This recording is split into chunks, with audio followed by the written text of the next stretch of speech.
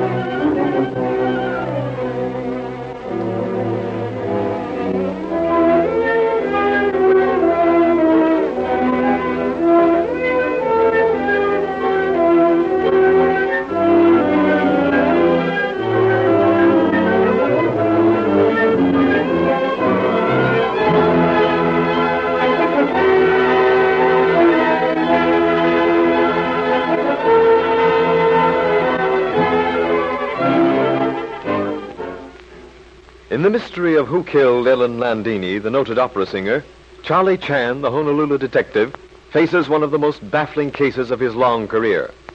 The crime has been further complicated by the murder of Dr. Swan, one of the suspected persons at Pine View. And Charlie Chan and Sheriff Don Holt find themselves overburdened with suspicions, motives, and hatreds, but woefully lacking in tangible clues. Investigations disclose the disturbing fact that Romano saw Ah Sing, the aged Chinese servant, enter the study the night of the murder. And Inspector Chan and Don Holt are discussing this when Charlie Chan notices Cecile in the passageway. She is trying to hide a gun, which the sheriff maintains has been recently fired. Come, Cecile. Better, I think, that you accompany us to study. But, Monsieur Chan, I can explain. Precisely, Cecile. That is reason we are asking you to enter study in order that you may explain in comfort and in detail. This gun, it is my husband. Oh, first the death of Landini. I am scared. Then the death of Dr. Swan. I am more scared. I ask Michael, please bring me that gun. I keep it in my room. Do you make a habit of carrying it with you as you go from your room to the kitchen? Oh, no, Monsieur Sheriff. But this morning, I find someone search my room. I think perhaps Monsieur Chan, perhaps Sheriff. Oh, suppose they search again, find gun. Then they blame Michael for this murder. Why, Cecile, should you assume that we should be likely to blame your husband? Because, Monsieur Chan, because... Yes, Cecile, because?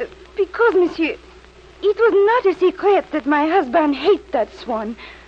Many times before, my husband, he say, I could kill that Swan like, what you call imbecile dog. But that, Monsieur, you understand, was nothing but talk. Oh, he talked too much, my husband. I'm very much afraid, Cecile, that talking too much is a family complaint. You are guilty? Oui, Monsieur, guilty?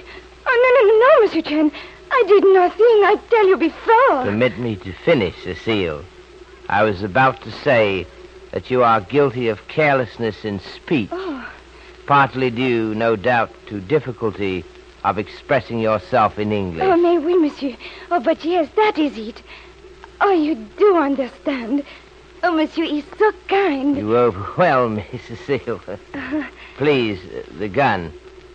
Sheriff, I think it better that you deprive gun of potential danger to life by removing cartridges. Right, Inspector. I'll put it over here on the desk. Yes, splendid. Cecile, for a moment, I am glad to say that I believe you. Further developments may cause me to change mind on that point. However, in meantime, you may go. Eh bien, merci, Monsieur. Thank you. I can't believe that Cecile is guilty, Mr. Chan. I do not think so myself, Miss Beaton. But beware the mother eagle when the eggs are hatched. Cecile was madly jealous of Landini's attachment for husband Ireland. And do not forget, I saw the look in her eyes that fateful night when Madame ordered Cecile to fetch blanket for little dog Trouble. And do not overlook Cecile's statement that her room had been searched. Right, Inspector. But we mustn't forget that Leslie didn't see Cecile either enter or leave the study after you saw her walk down the hall. Again, I say, soon the teacher will be taking lessons from the pupil. Pardon me while I walk up and down rooms.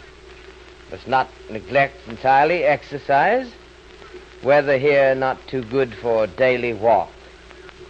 I am missing daily stroll along 4th Street in Honolulu. You have something on your mind, Mr. Chan. Something more than usual. What is it? Indeed, yes, Miss Beaton. You see, as I said before, I am very fond of Sheriff. Yes? Nothing would give me greater pleasure than to stay here and assist Sheriff in solution of his first case. But purpose for which I came to Pine View, it is fulfilled. The tracing of Mr. Ward's son. I feel that I am staying as uninvited guest. Oh, shucks, Mr. Chan. Mr. Ward wouldn't feel that way. He wants this thing solved as much as we do. Quite so. But I have no official capacity. Why don't you talk to Mr. Ward? I know he'll want you to stay. Go and talk to him now. He's in his room. I saw him as I took Dad downstairs a few minutes ago. Very good. I hope that others are as wishful that I remain as you. It may be compliment to host when guests remain long, but it is sign of thoughtlessness on part of said guests. I'll go down and phone Cash Shannon to come over and mount guard while we go off on our little investigation. Oh, you're both going away? For a brief hour or two, no more. The deputy sheriff will amuse you. Oh, all right. But I wish you weren't. Come in. Mr. Ward, I am embarrassed. Purpose for which I came to Pine View is achieved. Sad ending, I'm sorry to say. But whereabouts of your son is determined, and I... And, you should have your check, of course. Careless of me. Please, no. Such was not my intent. I merely dislike to remain here as added burden to your hospitable nature. Nonsense, Chan. Glad to have you here. The sheriff wants you to stay, and that's enough for me. Besides, I want this mystery cleared up. But, Mr. Ward, have you thought of possible consequences of clearing up mystery? Hey, what's that? What's that you said? At moment of murder, 5 persons were wandering alone in house. In Swan, Romano, Miss Beaton, and Cecile, I presume you have no great personal interest. But in 5th? The 5th? Yes. Pardon me, but I have had so much on my mind that... The 5th, Mr. Ward, the last person to see Madame Landini alive. Sing? Ah Sing? You can't mean Ah Sing. Who else, please? Ah Sing. Surely you haven't found anything that... So far, we have been combing the hair of an iron donkey. Just what I thought. I've known Ah Sing since I was a child. No kinder soul ever lived. I appreciate your talking to me about it. But I'll take a chance on Ah Sing and... come in. Oh, yes, John? I was looking for Chan. Don Holt said he was here. And I'm leaving, so sit down. Thank you. But we can retire to study. It's all right with me. You have something to tell me, Mr. Ryder? Yes, Chan. Then be seated. Chan, I wouldn't have you think that... well, I'll explain. You read that clipping from the paper about my honeymoon with Landini. I'd always admired her. I followed her after a decent interval when she divorced Dudley. I found her in rather a discouraged mood. She agreed to marry me. Said she'd give up her career. Case of whither thou goest, a grand, overpowering love. It lasted nearly a month. I'm all attention, Mr. Ryder. You see, I was bound for the mine. She came along. And it started to snow, and she couldn't get out, so she began to think. Night after night, it was what she'd given up for me.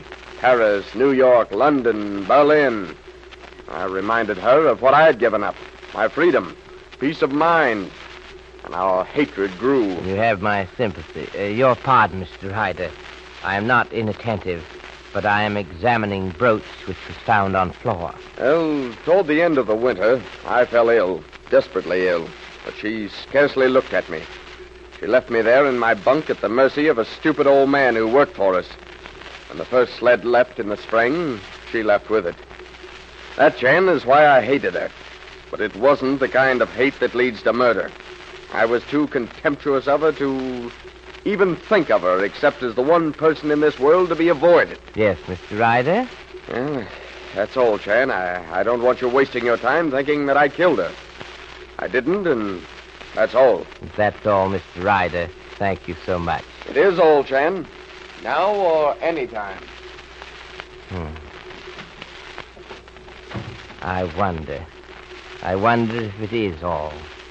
Is Mr. Ryder more clever than I think, or more foolish than his success would lead one to believe?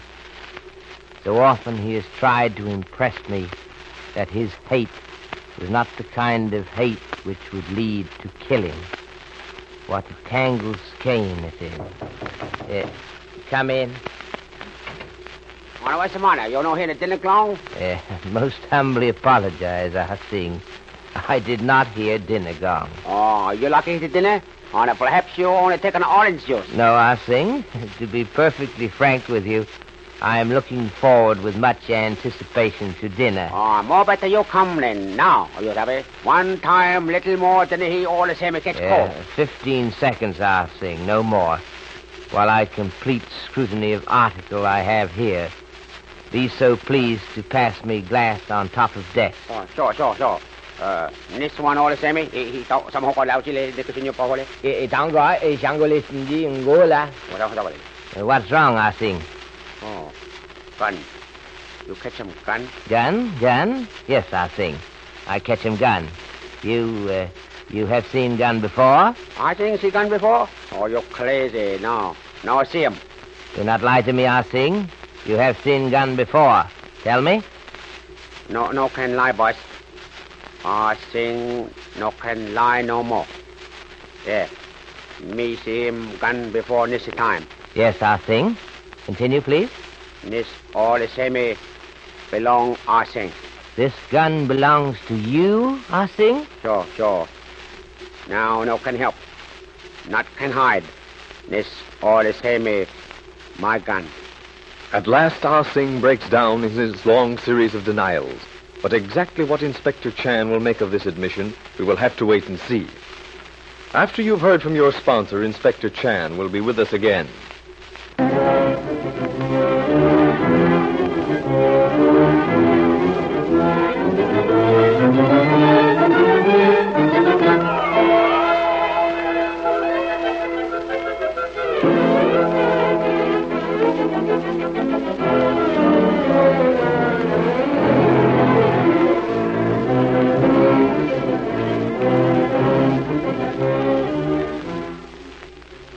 Well, Mr. Chan, what philosophical advice do you have in store for us this evening? I have been thinking of Ah Sing, who, while he has nothing, is probably most contented person in Ward household.